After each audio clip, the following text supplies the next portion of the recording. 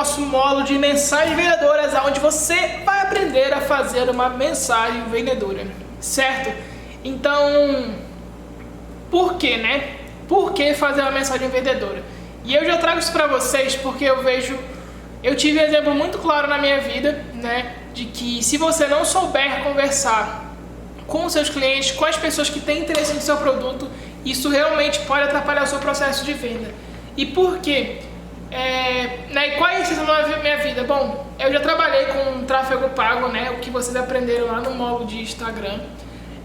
Para o meu irmão, né? Com relação a conseguir pessoas, né? Clientes para fazer tatuagem com ele, porque ele é tatuador, né? E aí,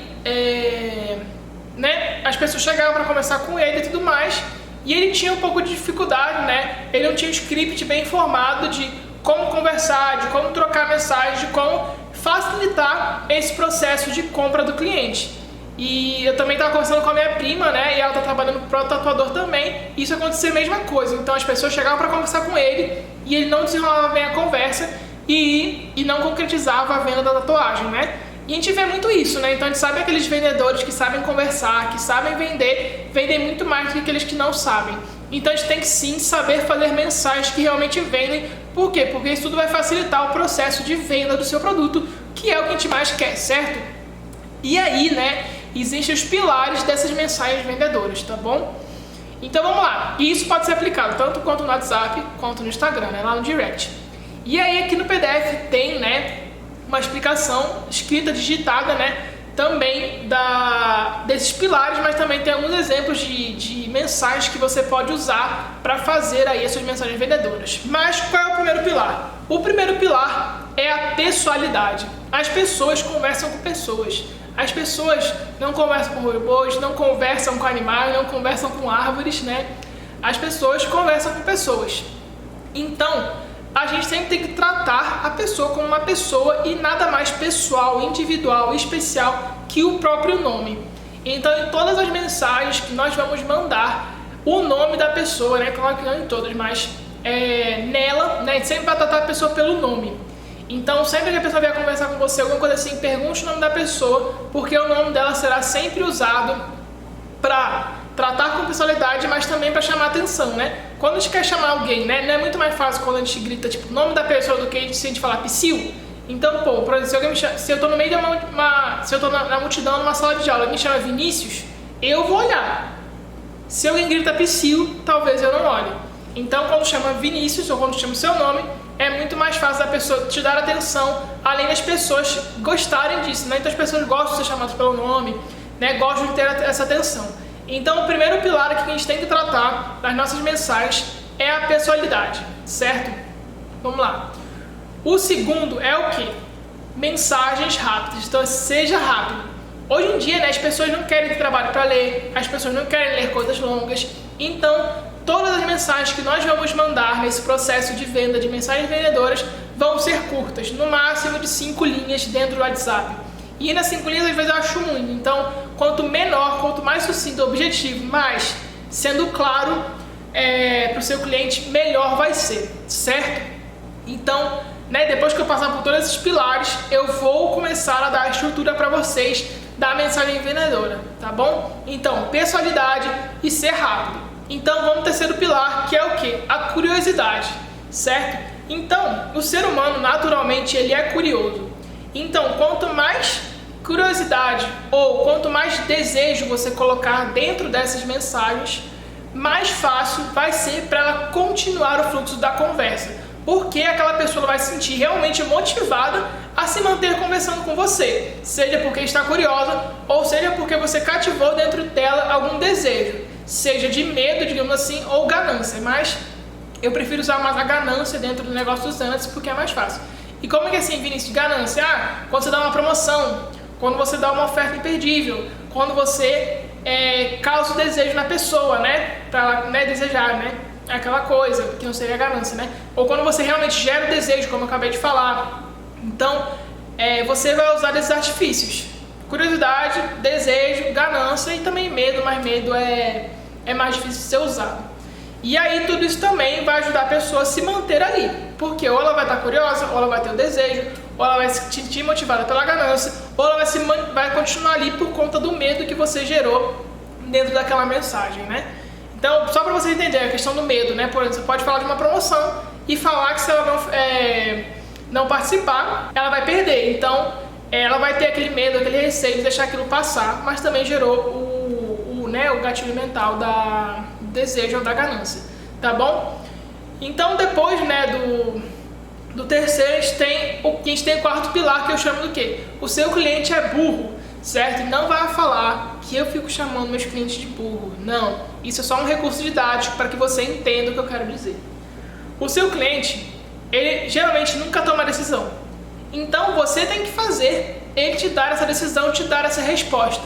Então, você sempre, em todo final de mensagem, vai deixar uma pergunta para que ele tome alguma decisão, seja sim ou não, seja responder ou não, seja aceitar ou não. Então você sempre vai mandar o seu cliente fazer alguma coisa, você sempre vai deixar alguma coisa para o seu cliente te dar uma resposta. Isso vai fazer com que evite com que seu cliente te deixe no vácuo e também vai evitar com que seu cliente não saiba o que fazer. Porque eu vou dar um exemplo. Você foi lá, fez um monte de mensagem, mandou a foto, não sei o que lá, mostrou a promoção e tudo mais, a pessoa foi conversando e no final você não fala nada. Você não fala para ela comprar, não fala para ela pedir, não fala nada. O que a pessoa vai fazer?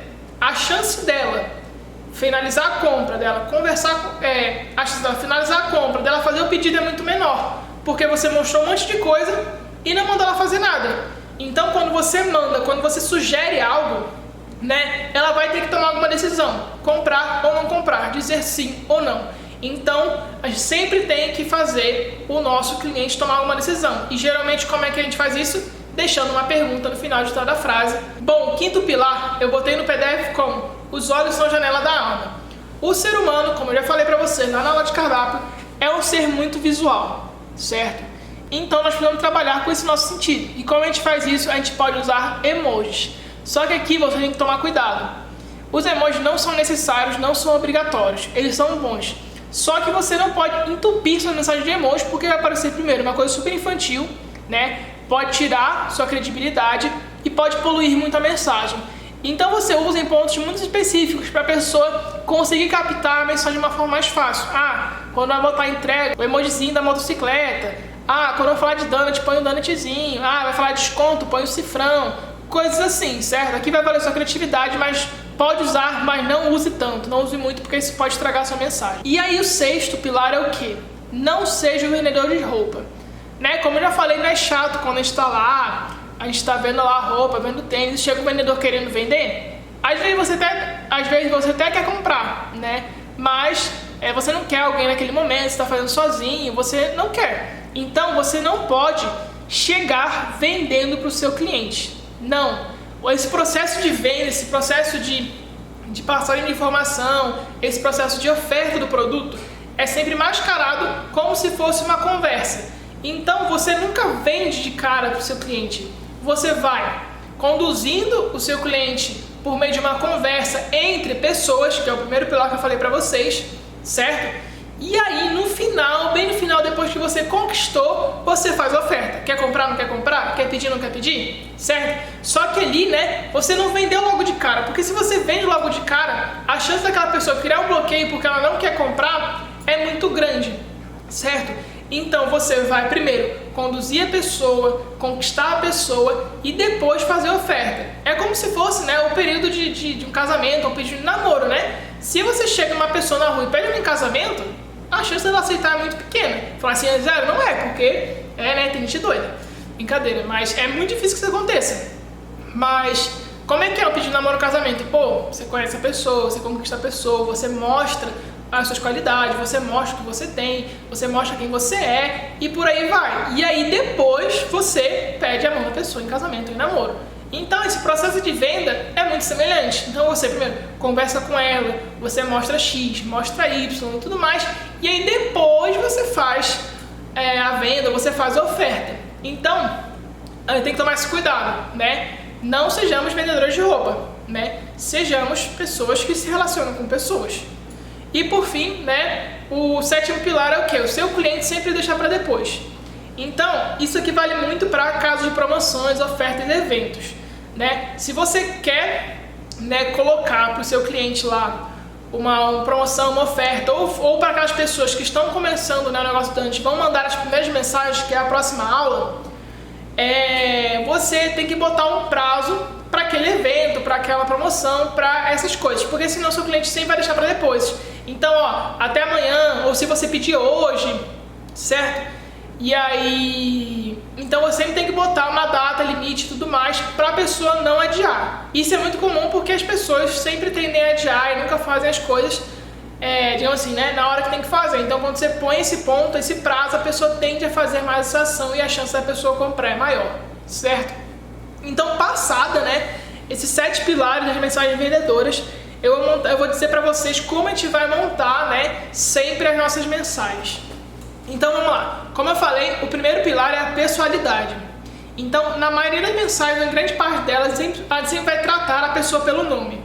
E se for a primeira mensagem que a gente vai mandar para a pessoa, a gente sempre vai começar com o nome da pessoa. Então, o nome da pessoa, vírgula. Então, João, vírgula. E vai começar a escrever a sua mensagem. E aí, né, na segunda parte da mensagem, que seria depois do nome da pessoa, a gente vai usar principalmente o que? A questão da curiosidade, do desejo, né, da ganância, e também vai bater naquele ponto de não ser, né, vendedora de roupa. A gente vai tratar de como se fosse uma conversa, tá bom? E aí depois que a gente fez a outra parte da mensagem, né, que a gente falou alguma coisa, a gente vai terminar com uma pergunta, certo? Que foi o que eu falei pra vocês. O seu cliente é burro, então você tem que deixar... você tem que fazer com que a pessoa tome uma decisão ou não. Então a gente vai terminar a nossa mensagem com a pergunta. Então, como ficou a estrutura básica de toda a mensagem que a gente vai mandar? O nome da pessoa, o corpo da mensagem, que vai ter a informação que você quer passar, mais a pergunta no final para você conseguir dar fluxo à mensagem. Então, eu vou começar aqui dando um exemplo de uma mensagem que você pode até usar no início, né, do seu negócio de Donut para aquelas pessoas mais próximas que você vai começar a divulgação. Então você pode botar assim, ou também você pode usar para quando você quiser dar uma oferta, uma promoção para o seu cliente. Vamos usar o exemplo da promoção, porque o exemplo da divulgação eu dou na próxima aula, tá bom? Então vamos lá, da promoção. Então vamos lá, primeiro passo, a personalidade. Vou botar Carol, vírgula. Aí qual vai ser o corpo da mensagem? Bom, é muito bom que nessas mensagens, né, que você esteja mandando, você explique o porquê de você estar entrando em contato, né? E aí você nunca vai falar que você vai vender. Você vai, como eu falei, mascarar isso. Então, como é que você pode fazer? Olha, Carol, eu estou entrando em contato contigo porque eu te escolhi para participar de um evento ou de uma promoção do meu negócio de Donut. Você quer? Você tem interesse em participar? Ou você tem interesse em saber o que é? Então, como é que foi? O nome da pessoa, o conteúdo, né, da mensagem, que foi: eu te selecionei por um evento ou por uma promoção da minha loja de Donut, e terminei com a mensagem, uma pergunta: você quer saber como é essa promoção? Aí ela vai falar sim, vamos dizer que ela fala sim, porque é muito difícil dizer não. Então ela vai falar sim, eu quero saber como é que é. E aí na segunda mensagem você não precisa repetir o nome da pessoa, certo? Mas você vai ter que manter a curiosidade, o desejo ou algo do tipo. Então como é que vai ser a segunda mensagem? Você pode mandar uma foto do seu Donut, você pode começar assim: 50% de desconto, ponto. Quando você começa assim, a pessoa já vai ter aquele gatilho da ganância, do desejo, porque você está botando 50% de desconto. Isso causa muito desejo nas pessoas. E aí, essa primeira parte seria como se fosse aquela headline ou aquele, né, chamariz das notícias de jornais, que vai prender a pessoa. E depois você vai explicar a promoção. Então você pode explicar: pedindo um Donut, o segundo sai por 50% do preço, pedindo um você ganha o outro, né? Então, hoje os Donuts vão estar com 50% de desconto, né? Então você vai ver qual é a promoção que mais cabe no seu negócio, né? Você pode botar assim: 50% de desconto. Aí você pode botar 50% de desconto. Aí ponto. Você pode assim: Carol, se você pedir ainda hoje, ou encomendar seus Donuts ainda hoje, lembra aquele último pilar que eu falei? O seu cliente sempre deixar para depois. Ainda hoje, os Donuts vão sair por 50% do preço. Você quer fazer a sua encomenda? Ela falar sim ou não, e a conversa vai desenrolar, certo? Então vocês viram que o início dessa conversa não foi com venda. Eu estava oferecendo ou dando, né, uma promoção para a pessoa. E aí, como a oferta, né, como a segunda mensagem era forte, eu não precisei trabalhar mais esse cliente. Mas ainda assim eu poderia, mas como era muito forte, não precisou. Então eu dei, né, a minha oferta, certo? Eu mostrei, eu dei alguma coisa pra ela e ela vai dizer sim ou não com relação à promoção, tá bom?